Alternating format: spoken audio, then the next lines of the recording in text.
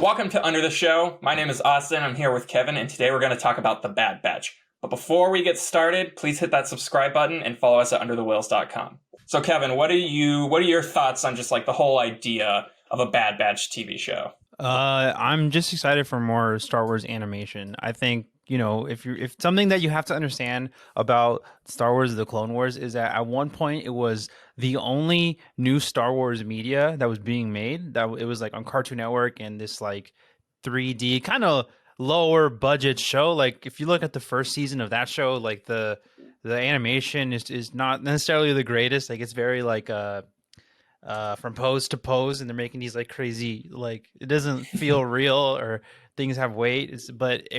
But the writing got better, and the stories that they were telling were incredible. And at another point in time, these animated shows were the only good new Star Wars media being made. When after like Disney had acquired Star Wars. So to see, where it was last year when the last season of the Clone Wars came out, and just the quality from those episodes, especially the last four, I was totally stoked and excited when I heard that more was on its way.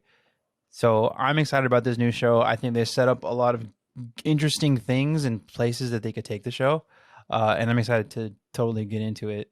Were you at all? Are you a Star Wars fan at all, Austin? I feel like you probably weren't even watching like the Clone Wars and everything else. So that is interesting. I didn't really even like put that together that you brought up that this was pre-Disney acquiring Star Wars. Because yeah, I remember hearing about the show. So I remember hearing about the show prior to us getting a new trilogy or anything. But I never watched it. I never even thought about watching it. So here's where I am on Star Wars. I am a very big fan of the original movies. And I do hold some admiration for the prequels just because it's kind of what I grew up watching. Like one of the first movies I remember seeing in theaters is The Phantom Menace. And yeah. I know that it's a dumpster fire of a movie, but it still holds some sentimental value to me. Same thing with Attack of the Clones, which I tried watching Attack of the Clones the other day, and it might be the worst like blockbuster movie ever. It's shockingly bad. Revenge of the Sith, I think everybody kind of likes Revenge of the Sith. Like I don't think it's mind-blowing or anything, but it is a solid kind of ending to that prequel trilogy when it could have been a lot worse. But pretty much anything after Revenge of the Sith, I'm not a big fan of. I did like Force Awakens when it came out. I still enjoy the movie. I don't get why people hate it so much. I know that it's really derivative, but every movie's derivative these days. So, I mean, would you rather get a crappy movie, or would you rather get something that's entertaining and it doesn't do anything like mind blowing, but it's like a solid time? And then after Force Awakens, I hate pretty much everything. I hated The Last Jedi. I hated Rogue One. I didn't watch Solo. I don't hate The Mandalorian, which we'll definitely talk about that because of the Filoni connection. I actually think the season finale to the first season of The Mandalorian is the best like hour of Star Wars that has been produced since the 80s. And I'm sure some people agree with that because it's a really awesome episode. But pretty much, other than that, I'm not like this big Star Wars guy. I know some people love to hate on it. I do sometimes because some of it has gotten sucky. But I wasn't a big enough fan to where I was seeking out the Clone Wars or Rebels. I didn't even really think about the Bad Batch until we were looking up things to talk about. So yeah, I kind of forgot that it was coming. I was like, oh yeah, like there's a new show. Like it completely left my mind after the end of the last season of the Clone Wars. Yeah, so yeah, I was thinking about. I saw like a headline about the Bad Batch, and I thought about that movie. I was like, is that referencing the movie with Jason Momoa and I think Jim Carrey and Keanu Reeves, like some indie movie? That's obviously not what this is, but just to give like my general thoughts, because I didn't sit here and I didn't watch the whole Clone Wars, all 7 seasons. I only watched the Bad Batch arc in season 7 and then the new episodes. And I will say my expectations were about as low as they could be. And I will say that I was not. I was. I don't know why. Cut this out. I will say that I was impressed. Actually, I wasn't super annoyed like I was expecting to be. And we'll get into it more, but that's kind of like my general impression, especially the first episode. The first episode was a lot more engaging than the second episode to me, but we can get more into the details. But yeah, what did you think? You're a big fan, so I want to know what you think of the whole thing. Yeah, it's kind of cool. We have got the two different perspectives here. That you're kind of you seem like you're really lukewarm on Star Wars. I up to this point, like I didn't like the sequel trilogy. I agree with you. I think The Force Awakens was still like pretty entertaining, and I don't hate it. I think since the Disney acquisition, I feel like Rogue One was some of like the best Star Wars that we've gotten, just because I feel like Star Wars does really great when it gets a little derivative from Star Wars, or like it's the Star Wars world influenced by some other style of filmmaking. And I think Rogue One was kind of this like, when you saw the trailers, like it looked like this like war film, and I think it did carry that through. And I think like it's pretty different from a lot of the other stuff that came before it or even after it. Solo, yeah, it was like kind of whatever. I thought it was fine, but I didn't think it was like anything mind blowing. And same for pretty much any of the other movies that came after that. But I love Star Wars. Like I watched the Clone Wars stuff. I didn't watch it as it was coming out, but I watched it afterward when it was in this weird phase after it left Cartoon Network where it didn't have a place to be, and Netflix produced the like lost episodes of the show. This was like way before Disney had, the Disney Plus had their streaming service up, and that was the only place you could get it was on Netflix. And when those lost episodes came out, like the cool thing about the Clone Wars show and what those lost episodes did was like they really like expand on the lore and these like ideas. They like they let of Star Wars, they let them breathe, and we get into it. The thing that is really good about Star Wars is it's got these really great characters and this great world, and it's all on this like singular timeline, that we're exploring. So you can put a story pretty much anywhere, and you see the seeds for one thing, you see the results of something else. And I think that's what's really special about the Clone Wars and even Rebels, which wasn't like quite as good as the Clone Wars, but I think if you watch certain episodes of that show, you still see like the through line, and it's really cool. And even in the first episode of the Bad Batch, I think we should just get into it. So here is the spoiler alert. When we get into the Bad Batch, the first few minutes you get Kanan Jarrus as a kid, who was one of the main characters in Rebels. Here he's the Padawan that we see at the beginning of the show. His name he's Caleb at this point, but he's got like a whole other story, and it seems like we're gonna get a part of that. And yeah, it's just cool. It's cool that you like right at the start of the show you see things being built up. You see Order 66 from the point of view of these like like barely side characters. We don't really know who these guys are. They're like so far off from the Jedi and the like Anakin Skywalker, Obi-Wan shit, and we get to see like their experiences and this defective clone unit who rebels against what they're supposed to be doing at this point. And we see the transition from a point of view of clones as the clone army is being like turned into or transitioning to the stormtroopers that we're going to see in the original trilogy. So I think just like on a bigger level, like that's cool, and that's what they've set up here.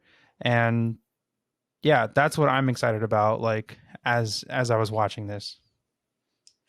Yeah, so I'll just kind of give my kind of summary of my watching experience. So I watched, like I said, I watched the Bad Batch arc in season 7 of the Clone Wars, and I'll be honest, I was miserably bored because I just didn't know anything that was happening, and they were all just like action heavy episodes, and I mean, an action movie, action stuff in animation isn't always the most engaging to me, especially when I'm not invested in anything. So I had a hard time with the Clone Wars episodes. So when I got to watching the episode, the first episode of the actual show, I was dreading it. I was like, this episode is 75 minutes long. There's two of them. I don't know how I'm possibly going to survive this. I don't know how I'm going to watch all of this in one sitting. And then I got into it, and it was just more of the same. It was like Clone Wars stuff. I was just like, oh, this is going to be just more of the same. Because I didn't do any reading up on what the show was going to be about. And then when it made that turn to the Order 66 angle, I was like, oh, this is actually interesting now. Because this isn't just going to be about, like, killing droids. And then they set up, I actually appreciated how they set up, like, conflict within the team, with Crosshair being kind of going rogue on them. Or they were all going rogue, and he was sticking with orders. And I just think that made it so much more interesting because, I just didn't want to sit there and watch, like, them shooting battle droids. I already know how that all goes. This is a story that I've seen in the movies. We never really, in the movies, got to see, like, we never got to see the aftermath of the Order 66. Like, we got kind of, like, the grand scale of them, like, shooting down the Jedis in, like, a montage for, like, 10 minutes. And that's all we got. Whereas we got an entire movie of Clone Wars. Then we got Revenge of the Sith is pretty much another Clone Wars movie. And then we have the Tartakovsky early 2000s Clone Wars animated series. And then 7 seasons of Clone Wars. I was like, I can't do any more Clone Wars. So I think it was a really interesting direction for them to focus on the post-Order 66 and what might happen to a group of clones who didn't have the programming to follow those orders blindly. So I thought that was a really interesting way to take it, and I like how they went about it. It wasn't so like all of a sudden they're like, oh, the clones have turned on us. We need to, like, go kill everybody. I like that it was this gradual kind of unraveling of confusion and just kind of, like, trying to figure out exactly what was going on. And that's getting a little into the weeds, but I will say the first episode, I was pleasantly surprised with just the show as a whole, because I don't love the animation style. I'm sure that's just kind of comes with the territory because it's how they started, and like you said, the animation was kind of clunky. I don't think the animation is clunky. I thought a lot of the landscapes and everything were beautiful. I just don't really love the character design. But that's just personal preference. No, totally. And I think when I first started watching it, that's how I felt too. I was like, this looks weird. Like, why do they look like they're, like, kind of painted, like hand painted or something? But I think you get kind of used to it because I think what it does really well, that style, is that it makes the worlds really come to life because it has that, like, not almost, I'm gonna say almost, like, concept art kind of feel. And, like, one of the nice things about Star Wars is the concept art and, like, the way they style everything. Like, when you watch The Mandalorian, like, I would look forward to the end credits when they had, like, all these, like, the art from the episode come up, or, looking back at, like, the Ralph McQuarrie art. So I don't feel like it's not true to Star Wars the way they did it, and I just think it does take a little bit of getting used to. And it has. I'm sure you played some of those old Telltale games like that, The Walking Dead, Game of Thrones, The Batman. It kind of has that feeling to the animation where it's like it's a little weird, but you can get used to it, and it kind of you just get used to it. Yeah, but yeah, like I said, I don't. It became less annoying to me as it went along, and it probably helps because, like, if I just started Clone Wars Season 1 and it was super clunky, like you were saying, it might have been really hard for me to, like, suck it up now. But obviously, they've probably pumped a bunch of money into the show because Dave Filoni is Disney's golden boy right now. So everything looks really polished and good. It's just, the character design isn't my favorite. Well, let's talk about Crosshair, because I want to know what you think about the programming and the chip. What did you think? Did you know about that at all prior to the show? No, I didn't. And I mean, you have to figure, like, the the connective tissue is there because even in the movie, it's like, why would all these clones all of a sudden just betray the people that they've been working with just because a little hologram told them to? So it's there. Like, there's enough connective tissue there to buy into the idea that that they would have this programming that made them have to follow orders. And I actually, so I don't know if people had like a really strong attachment to the Bad Batch because of the arc in the Clone Wars. So I'm sure some people might be. They didn't. Okay. So I wasn't sure if like when Crosshair betrayed them that it was going to be like something everybody was super disappointed. Like, oh, I wanted a show about the Bad Batch as a whole. I thought it made it a lot more interesting because it's almost like, you know, when you're watching a horror movie and there's like, you know that there's a demon in the house, but you can't really do anything about it. And there's just a sense of dread. I like that about having Crosshair, because you could tell immediately that he's not with them anymore. Like, you could tell from the first 5 minutes of the episode that he is going to betray them. So I like that kind of like sense of tension that was there the whole time. But I also like that they didn't immediately just like throw him out, be like, okay, something's wrong with you. Just you're out of the gang. I like that it was very organic. So I thought it was interesting. I like that they've kind of set him up as the villain. I'm assuming he's going to be the main villain of at least the first season. I don't know how many seasons they're planning for this. But yeah, I liked how they went about that whole thing. I thought it was well developed, I guess you could say. Yeah, that's kind of how I felt too. I was like, it totally made sense because he even in the Bad Batch arc, I felt like him and Hunter's character were pretty similar. Like, they were these like guys who are cool, calm, in control. They're totally badass.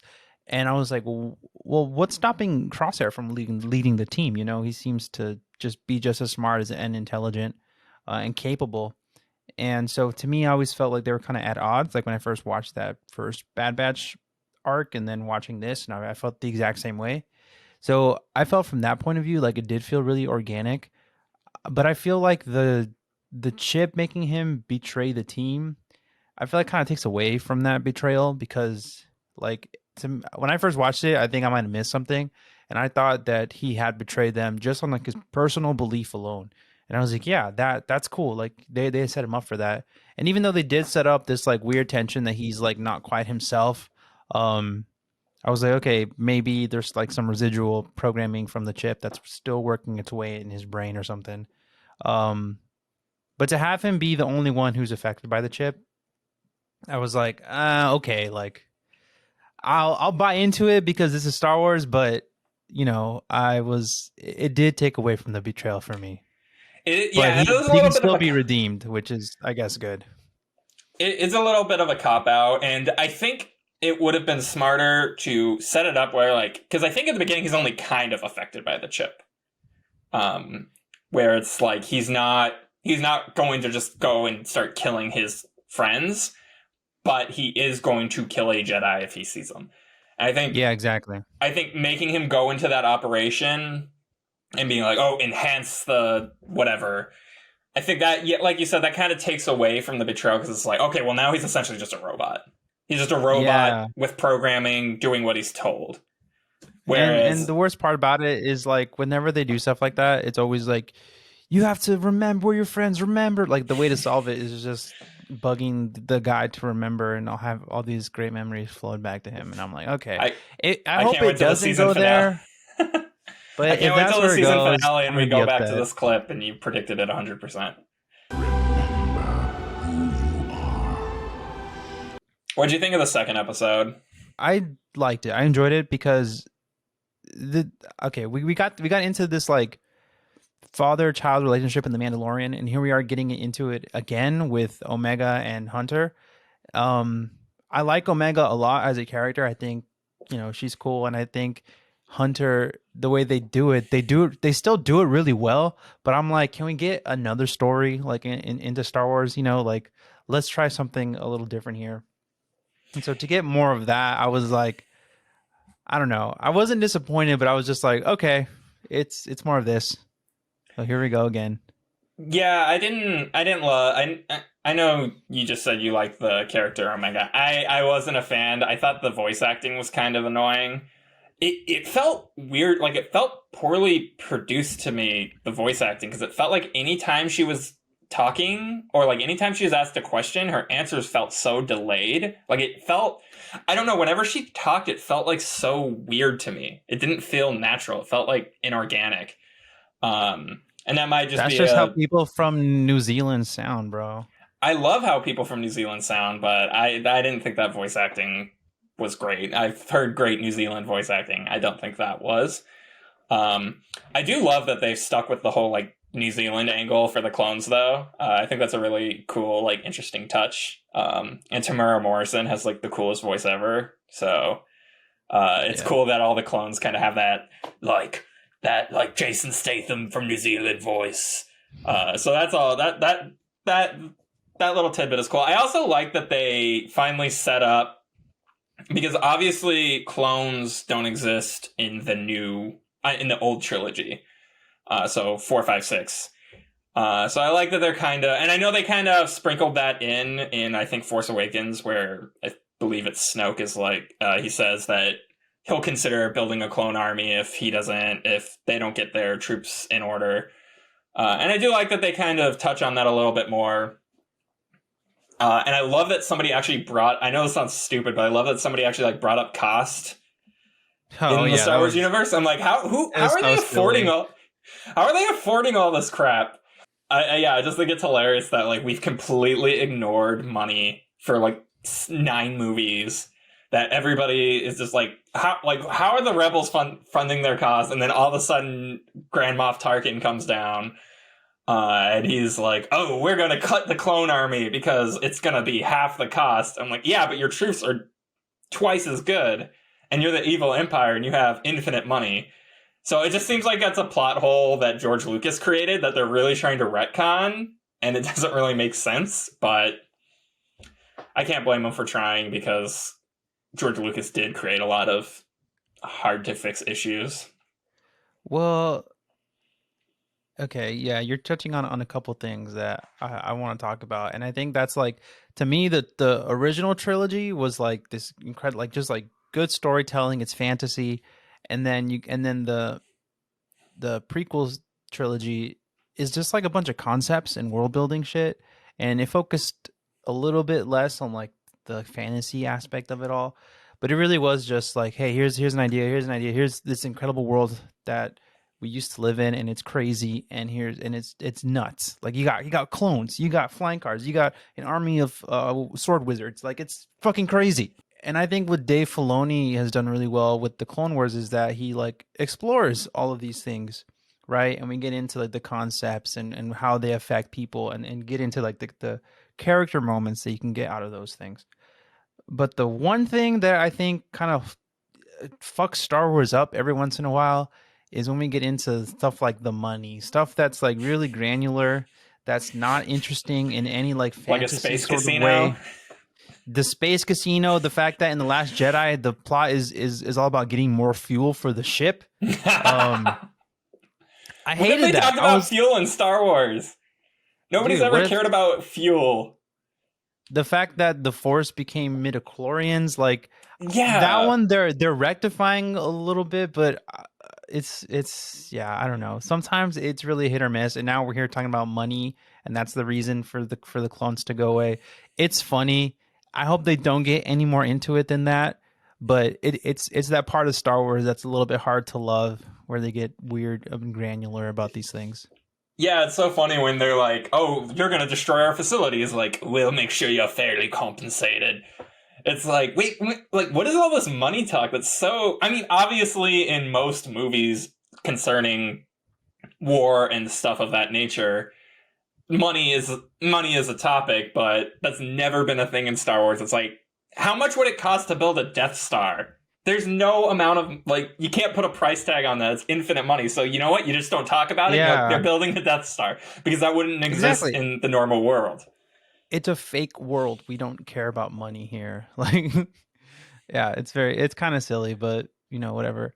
Uh, Yeah. Going back to the voice acting though, D. Bradley Baker, he still got it. My man makes every Bad Batch member sound so different. You know, I thought when I first saw the Bad Batch arc in the last show, I thought they had used different voice actors for these characters, and I was like, oh, that's really smart because now they get to like diversify and have new cast members, and it makes sense in the story because these guys are altered clones.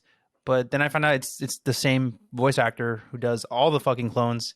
And I'm like, dude, this guy, he's doing all the Bad Batch members. This guy's a force of nature. All right. He deserves all the awards for this. Yeah, what a beast. I actually noticed that before I started watching.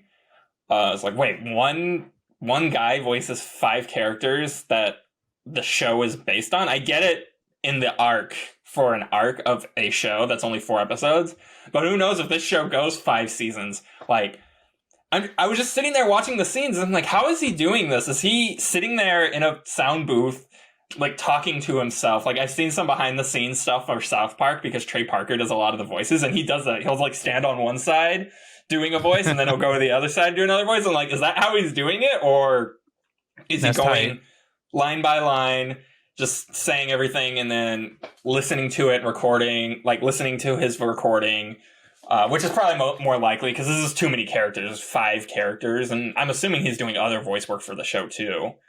But there's just a lot of characters, and I feel like at this point, since they've done it before, they have an incredible workflow down with him. So I think that's another thing. They're like, we've done the 7 seasons of the Clone Wars. We're doing this show. D. Bradley Baker, you're the fucking lead now, bro. Let's go. Like, it's all you, brother. Yeah, no, I mean, incredible support for him. Yeah, no, I mean, he's a very talented individual. And yeah, I mean, because the show is, I'm assuming the show is almost always going to be about those five characters, at least the main 4. I'm sure Crosshair will disappear from time to time, but I bet he'll pop up every few episodes to cause issues. But that's, yeah, they all sound very distinct. They have different accents. Like, one sounds like he's from Australia. One has, like, a Cockney accent.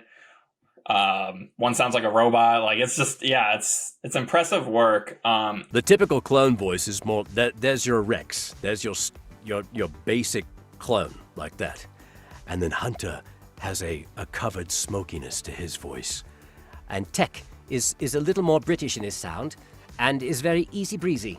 Wrecker is a big child, basically, and Crosshair is a coiled snake, so his delivery is more deliberate and ready to strike. And Echo is closer to the clone, the basic clone voice, but he's often got a grumpier tone to his voice. So because he's not entirely on board with how the Bad Batch does things. One thing I do want to touch on before I forget, I don't understand Star Wars' obsession, like, at least like Lucasfilm's obsession with the character Saw Gerrera, because he's in Rogue One and he's a lame character in Rogue One. He's stupid and terrible, and he's like the worst part. I don't want to go too much into Rogue One because I hate that movie. One of the worst parts about Rogue One is when he's like this awesome like rebel fighter, and then all of a sudden he just they like nuke the planet. And he just stands there and he's like, I'm done running. It's like, why? You spent your entire life fighting the Empire. How come all of a sudden you're done running? Like, he didn't save anybody. He literally just was essentially like, you know what? I'm really tired of this. I'm going to essentially commit suicide. Yeah, I felt like Forrest Whitaker like quit the series like before, like halfway through shooting that. He's like, oh, you gave me this great character. Oh, that's awesome. You know what? Never mind. Just kill him off. Fuck this shit. Like he had a long talk with Harrison Ford, and then they killed him off or something. Like it felt so wrong. I totally agree with you. And they keep bringing this character back, and I'm on the same wavelength. He's stupid. Why do we keep coming back to him? I think he's gonna be in one of the upcoming shows too. Did you watch? Did you play Jedi Fallen Order? The video game? No, I didn't play that one. No, he's in that freaking game too. I was I was running around like wasting people with my lightsaber, and all of a sudden Saw Gerrera comes up. I'm like, why? It's like you were like the least interesting thing about Rogue One, and now you're in the video game, and then you pop up, and the animation looks absolutely nothing like Forrest Whitaker in the Bad Batch. Like he looks white and he has like green eyes. I'm like, this guy doesn't look anything like the Saw Gerrera in the video game or the movie. And I know it's in the past, but actually, Jedi Fallen Order, that should take place within a few years of the Bad Batch, because that game is about Order 66 and the clone. Well, it's a little bit later, but it would only be a couple of years. It wouldn't be like, oh, my entire appearance changed in just a year. So I thought that was weird, and I don't get, maybe in the books or the comics that they've made, Saw Gerrera is like this awesome character that fans, like super Star Wars fans love. It's not coming through in the video, like animated or film medium or video game medium. So we just need to ditch Saw Gerrera. Let's focus on other characters. I'm over it. Hey, who are you? Let's get back into talking about Omega, because you said you weren't a fan, but I'm going to make some arguments on why I think she's got some potential. All right, here's what's interesting about her. All right, she's this is a new thing. She's the only female clone, all right, and her name is Omega, right? The last letter of the what is that? The Greek alphabet. So it's like, she's the last clone of Jango Fett. And she has her own unique set of abilities that were engineered in her. We don't know what they are yet. They haven't revealed it. But we saw that she has good blaster aim, and she seems like kind of clairvoyant and like ready for adventure, whatever. There's a possibility. I think another thing with Star Wars that happens when you start speculating about it is that everyone at some point becomes like a force sensitive, right? But I think I think there is some like a little bit of groundwork here where she could potentially be something like that, right? We'll have to see where that goes. I'm not going to get more into that, but I think this character does have a lot of potential, and it's a kid's show, so you need like the child proxy, this like thing that's separated from just being another war show, right? And I want to hear your reasons why you didn't like her, because I think that'll help me understand like where you're kind of coming from. But I will say, Ahsoka Tano, when she first appeared, was despised. She was the most annoying character, but there's this. I think what Dave Filoni did really well with that character is that he matured her. She started off very much as like a kid, very naive, coming into this world that's bigger than her, that's bigger than what she believes in right now, and that there's real stakes in. And I think that's kind of a similar thing we're seeing with Omega. She's a kid. She's seeing these guys. She thought they were interesting, and now she wants to join up with them. But there's like a familial thing. She's part of this. She's another defective, deviant clone. So she does belong with them, like in that sense. So we'll see where they take her. It's still yet to be said. Like, oh, she was a great character. It's totally worth it. I think they'll make her badass in the future. But I think right now where she started, it didn't annoy me. I didn't even think she was that bad, or her voice acting was that bad. I actually thought it was fine. The only thing I had an issue with was sometimes in the like first act of the first episode, she kept being like, I'm Omega, and I'm like, yes, we know who you are. Just let's get to the character now. Like they really want you to know all the characters' names in the show. I've noticed, because they say them every 5 seconds. My name's Omega. Hunter, Echo, Tech, Wrecker, and Crosshair.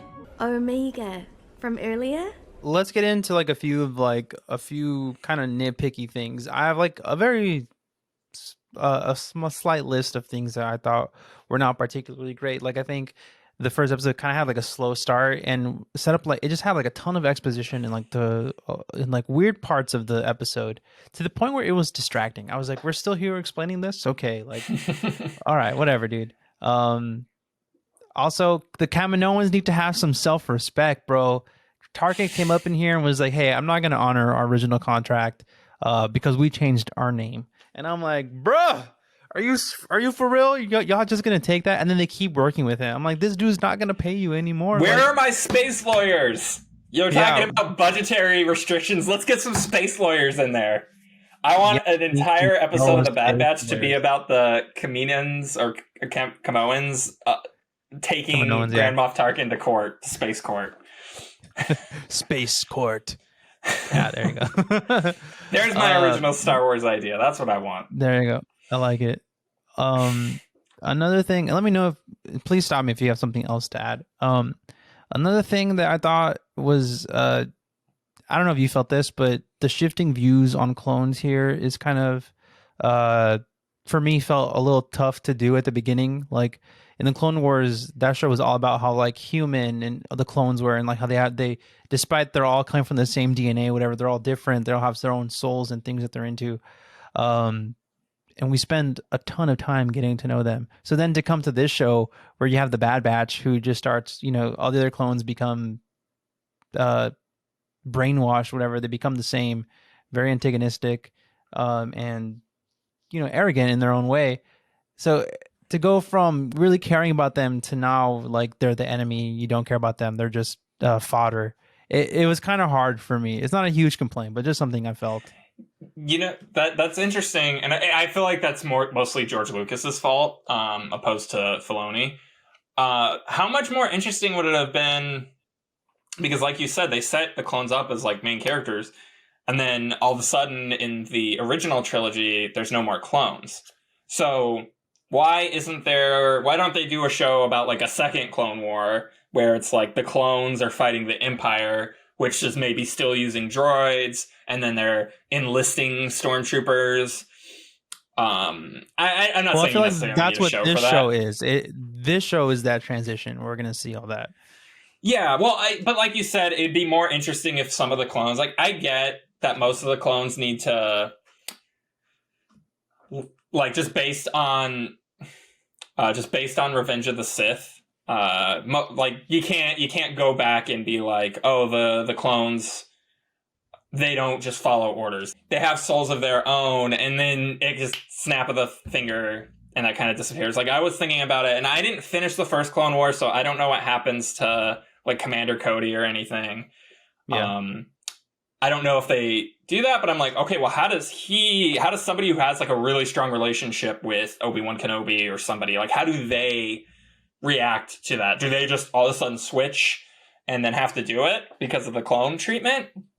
That, I feel like that kind of like takes away from their character development in previous shows.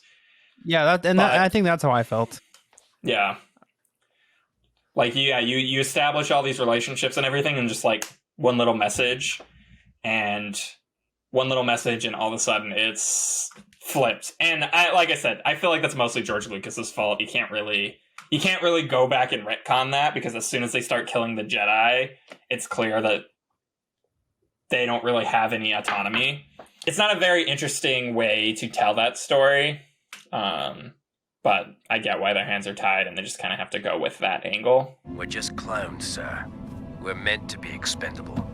Not to me. The other thing I was going to bring up was that I think Order 66 was kind of breezed over. Like, we had the setup where they're coming in to help these Jedi, and then that whole section, despite it being like a chunk of the episode, it felt like you really had to know what that meant to get the full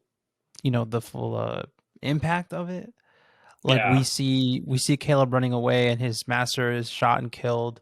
But I feel like in every other way that they've shown it, it's been pretty like impactful. It's sort of like the snap in Marvel, where it's like, we've seen where they've joked around about it, or when they've taken it seriously, and it's like this crazy thing, people disappearing, people coming back. And I felt like this is kind of similar, where it's like, this is like the big event of the universe that changes the dynamic of everything, and we kind of just barely kind of get it. Yeah, it is. It's kind of interesting that like Order 66 weighs so heavily on this first episode of the Bad Batch, but there's no really connective tissue between a Jedi and the Bad Batch. It might have been more interesting if they had an established relationship. So maybe the first episode, or maybe the first 20 minutes of the episode, is about them working with a Jedi, becoming close, and then all of a sudden Order 66 happens, and then that sets the rest of the series in motion. The problem is like, yeah, they have that little thing with the kid, but there's no relationship there. There's no reason to believe that they're best friends, or that they're gonna, like, it's a little weird because there's nothing there that suggests like they're gonna risk their lives to protect this kid that they barely know. It would have been more interesting if they had that like a really strong relationship established, because you could do a lot off screen. Like it's between two different shows, so you can have it where it's like, oh, they just have a Jedi in their group and like they're all chummy, they're best friends. Like he's essentially part of the group. Like maybe he's an outcast Jedi. Like you can make up characters. Not every character has to be in something else. Like maybe there's some outcast Jedi who has taken up as part of the Bad Batch. And when everything starts going down, he's the one who takes off because he's scared that his new Bad Batch homies are going to kill him. So he takes off, and then maybe a segment of the show is about them trying to find him and help protect him and make sure that he's safe. That sounds a little bit more interesting to me because, like, I don't really know where the show's going now. And maybe that's something we can get into a little bit. It's like, okay, well, what's going to be interesting going forward with the show about these characters? Because right now it's just a group of, like, former clones who don't really have, like, a spelled out role in this world. Like, they can't go to war with the Empire by themselves. They can join the rebellion, but, I mean, is that the most interesting angle? I don't know. Yeah, I hope they kind of stay away from it, actually, because it seems like the message of the second episode was that, all right, now you have to go find your life, like, in the universe without the Republic, without the Empire, like, telling you what to do. And I think that's going to be the arc of the show. Like, these guys who have been bred for war with a little kid who, we don't know that much about, how are they going to make a life for themselves without all the fighting, So to me, that is interesting. I think that's a place they can take it. And it's a very human and, like, interesting character driven place. Now you're going to have to explore all these characters, figure out what it is that they're about. And then find out where to place them. That's probably not how deep the show is going to go. It's probably going to be more like, all right, what's the next adventure, like, to help this little kid or whatever. But I love the weird, let's do the weird, cool. Let's do the weird, like, Kurosawa version of the Bad Batch, where it's like, there's no action. It's all just about, like, relationships and character arcs and drama. That would be hilarious if they took it that way. It's not going to happen. It's going to be an action show, which, I mean, you can't really do you can't do a character piece drama in the animated, at least in that kind of animated form. I mean, obviously, like, Pixar does it, but yeah, it's. Go ahead. Here's what I'll say. Dave Filoni has done it in the past, and I don't doubt he can do it here. I'm saying that they have set up the ability to do that. Dave Filoni's been directly responsible for, like, a lot of the cool Star Wars stuff that we've had lately. And I'm excited to see where they take this and the series. Yeah, I do want to take a second to compare it to the older Clone Wars series from Genndy Tartakovsky, because I think it's interesting how completely different those two shows are. Did you ever watch the old, like, early 2000s Tartakovsky? Tartakovsky is the guy who created Samurai Jack and Dexter's Laboratory. He worked on a bunch of, like, really famous cartoons. But interestingly enough, back in the early 2000s, George Lucas wanted Tartakovsky to head up Lucasfilm Animation, to essentially be, like, what Dave Filoni is for Disney now. And he was going to make all these shows. I don't even know if it's just Star Wars. I think it's just any of the Lucasfilm properties. So maybe there would have been, like, an Indiana Jones cartoon or whatever. That didn't end up happening because I think Tartakovsky wanted to do his own thing. But I just want to point out, because now they recently put it on Disney Plus. Like, if you haven't seen the old Tartakovsky's Clone Wars, you should watch it because it's freaking awesome. And it's very different than the Filoni one, because the thing with the Tartakovsky one, it's pretty much just an action show that's meant to, like, have all these awesome action set pieces. Not really a ton of, like, story there. But I will say I prefer the old Tartakovsky Clone Wars because I love, like, all the villains are, like, so cool and powerful, and all the action is so, like, awesomely done.